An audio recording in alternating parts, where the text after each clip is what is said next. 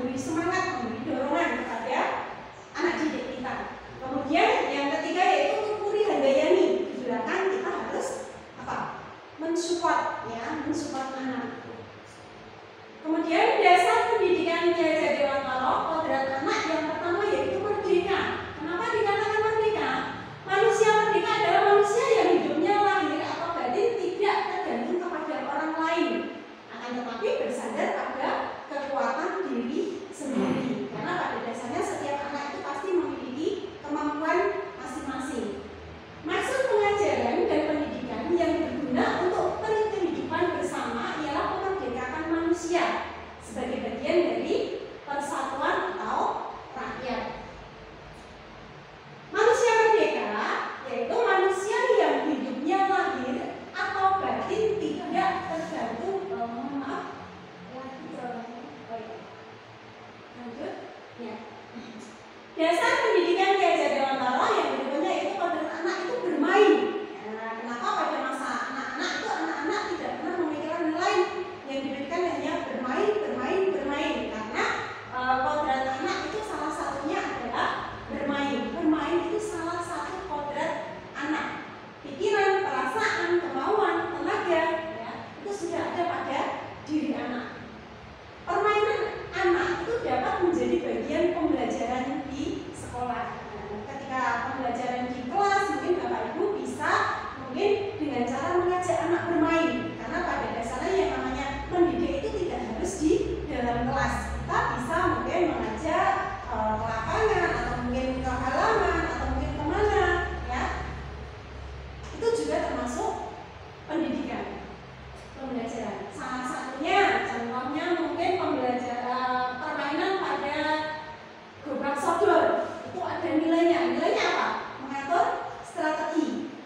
Kemudian pada permainan congklak, ini kalau orang Jawa namanya dakon, ya, dakon. Nilainya apa? Mengatur strategi. Mungkin bisa belajar matematika juga. Lanjut. Pendidikan yang berpihak pada anak. Bebas dari segala ikatan, dengan suci hati mendekati sang anak, bukan untuk meminta sesuatu hak, melainkan untuk menghamba pada anak. Ya, jadi kita tidak bisa ibaratnya kita menuntut anak, kamu harus seperti ini, kamu harus seperti itu, tidak bisa. Ya, pokoknya pendidikan itu harus terletak di dalam pangkuan ibu bapak, karena hanya dua orang inilah yang dapat menghamba pada sang anak dengan semurni-murninya dan seikhlas-ikhlasnya. Sebab cinta kasihnya kepada anak-anaknya boleh dibilang cinta kasih tidak terbatas, itu cinta kasih orang tua kepada sang anak. Lanjut. Nah, dasar pendidikan Ki Hajar Dewantara bukan tabula rasa. Jadi anak-anak itu bukan seperti kertas kosong yang bisa kita tulisi, ya, sesuai dengan kemauan kita. Tetapi apa? Anak itu sudah memiliki kodrat masing-masing. Jadi ibaratnya ketika kertas itu sudah ada coretannya. Jadi kita sebagai guru itu tinggal menebalkan coretan yang ada pada kertas tersebut. Jadi yang bukan tabula rasa itu bukan seperti kertas kosong yang bisa kita gambar sesuai dengan keinginan kita. Jadi sudah ada garisnya masing-masing, masih samar-samar. Nah, tujuan dari pendidikan itu adalah menuntun, memfasilitasi anak, membantu anak, ya, untuk menebalkan garis samar-samar tadi agar mereka bisa memperbaiki lakunya untuk menjadi manusia seutuhnya. Lanjut. Nah, contohnya ini menebalkan laku anak dengan kekuatan kompleks diri anak. Contohnya pada umur 0 sampai 8 tahun, masa anak-anak itu aktif bergerak sana kemari, mencoba ini, mencoba itu, kemudian menanyakan semua hal yang mereka lihat, kemudian tanpa rasa lelah ibadahnya. Salah satunya itu ya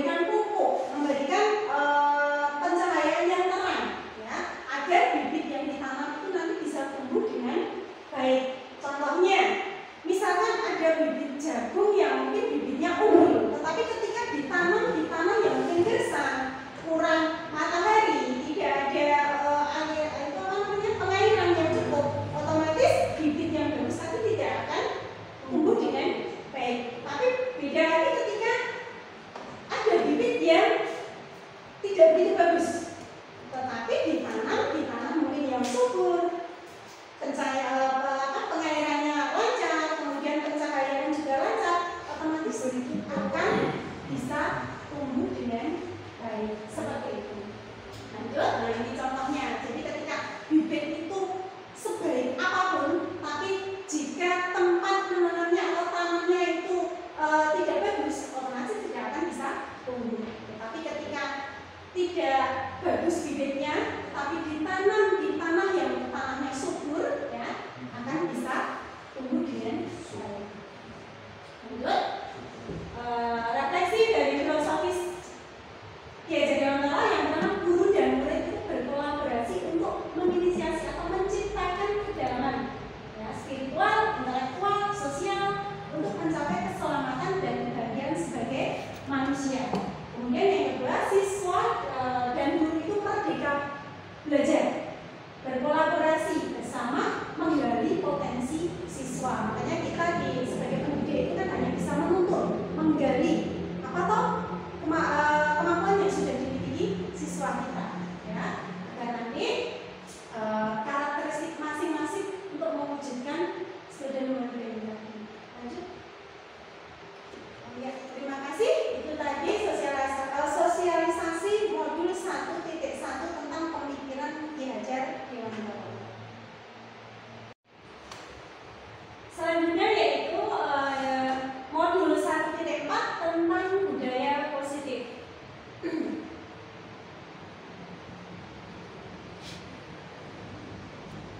Pada modul 1.4 itu tentang eksplorasi konsep itu ada 6 poin. Yang pertama yaitu perubahan paradigma stimulus respon melawan teori kontrol. Kemudian yang kedua yaitu arti disiplin dan 3 motivasi perilaku manusia.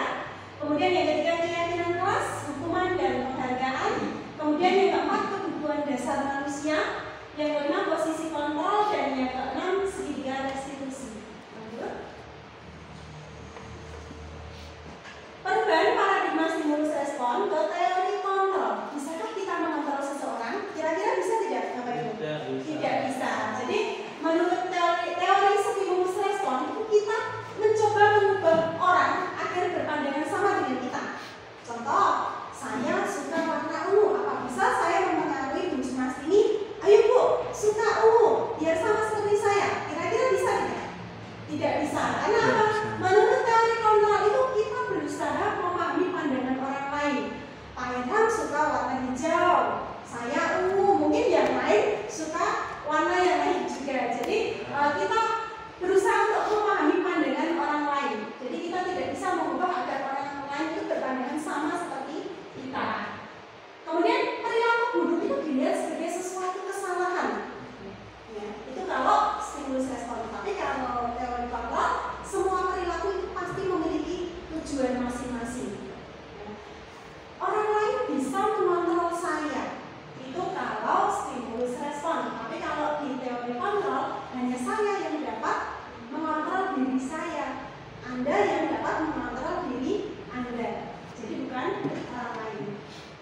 Saya bisa mengontrol orang lain, itu kalau di stimulus respon. Kemudian kalau di teori kontrol itu Anda tidak bisa mengontrol orang lain. Ya. Pemaksaan ada pada saat rujukan gagal. Ini contohnya mungkin ketika saya berusaha membujuk seseorang, rujukannya gagal, kemudian saya akan mencoba memaksa dia. Itu kalau di stimulus respon. Tapi kalau di teori kontrol itu ada kolaborasi dan konsensus untuk menciptakan pilihan-pilihan baru. Kemudian pada stimulus respon itu model berpikirnya menang kalah. Tapi kalau di teori kontrol itu model berpikirnya menang. Yang kedua, apakah makna disiplin? Ya, berasal dari kata disiplina yang berarti belajar. Disiplin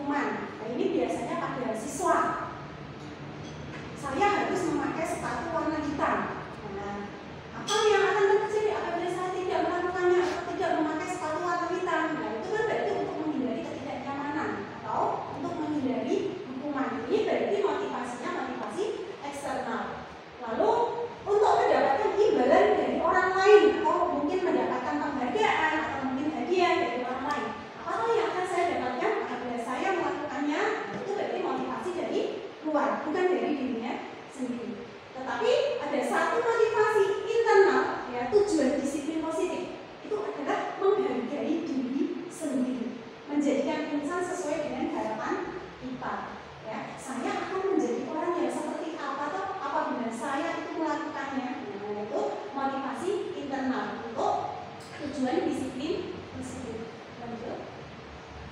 Berikutnya yaitu tentang keyakinan kelas, hukuman, dan penghargaan. Mengapa tidak peraturan kelas saja? Mengapa harus keyakinan kelas? Nah, contohnya, mengapa kita memiliki peraturan harus menggunakan helm apabila mengendarai kendaraan? Mengapa kita harus menjaga jarak 3 meter? Mengapa kita harus memakai masker? Nah, mengapa kita memiliki peraturan yang harus datang tepat waktu, misalnya pada saat pelatihan? Nah, itu untuk apa? Untuk mendukung motivasi intrinsik. Jadi motivasi dari diri sendiri. Karena apa motivasi dari diri sendiri itu ada nilai-nilai atau keyakinan lebih menggerakkan seseorang dibandingkan mengikuti serangkaian peraturan-peraturan yang ada. Nah, ini contoh peraturan. Misalkan selalu kembalikan buku ke tempatnya, itu peraturan. Ya, kalau keyakinan kelasnya berarti atau nilai kebajikannya itu tanggung jawab. Dilarang mengganggu orang lain. Berarti nilai kebajikannya apa? Menghormati orang lain dan diri sendiri. Hadir di sekolah 15 menit sebelum pembelajaran dimulai. Nilai kebajikannya menghormati orang lain.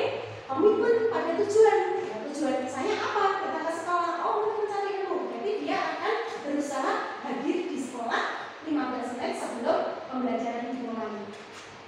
Dilarang melakukan kekerasan. Nilai kebajikannya keselamatan dan menghormati orang lain. Dilarang menggunakan narkoba.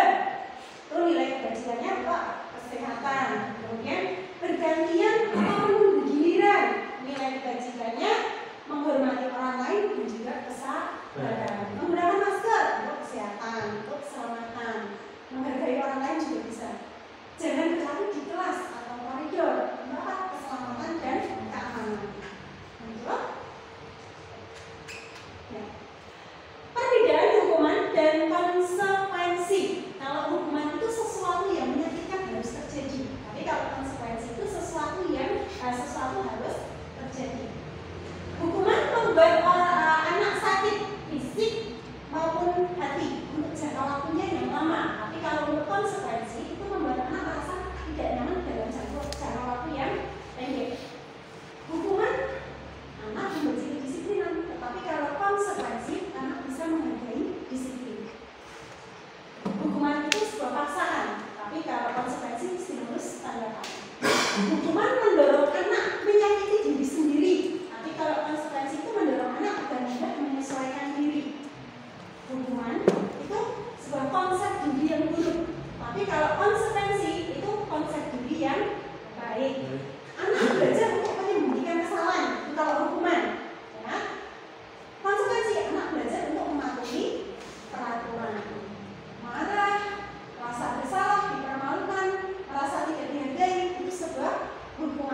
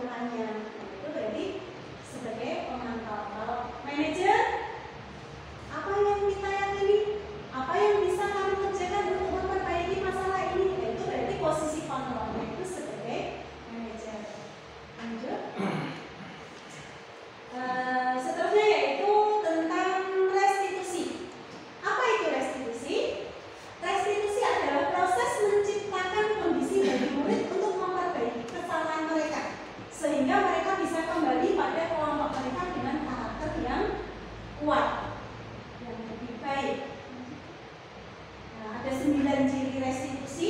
Yang pertama, bukan untuk menembus kesalahan, namun untuk belajar dari kesalahan. Jadi ketika anak melanggar peraturan, itu anak tidak langsung dihukum, tetapi apa? Anak belajar untuk memperbaiki kesalahan yang dia lakukan.